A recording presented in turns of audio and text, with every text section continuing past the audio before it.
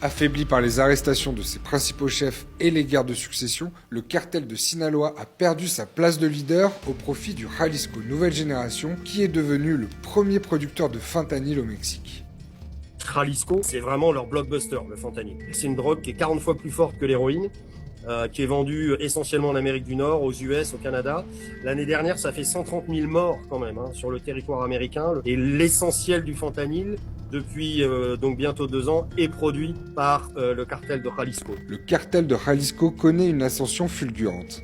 Il est aujourd'hui présent dans 29 des 32 États mexicains. C'est aussi une organisation criminelle transnationale présente sur 3 continents, en Amérique, en Europe et en Asie. Le secret de son expansion réside dans son mode d'organisation.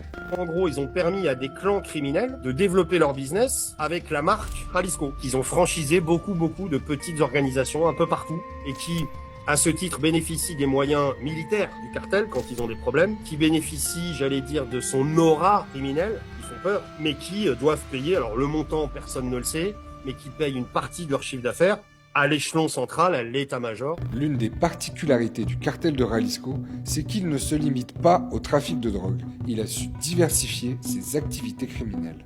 Extorsion, enlèvement, contrefaçon. Et il y a un secteur qui est hyper lucratif, qui est le vol de pétrole.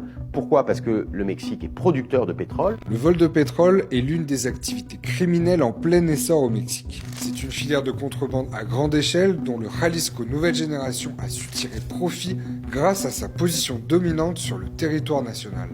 Le cartel Jalisco Nouvelle Génération s'est aussi spécialisé là-dedans. Ils sont capables de perforer des énormes tuyaux où passent des litres de brut, de les transformer, de les raffiner et de les vendre clandestinement. Donc il y a des milliards comme ça qui sont générés.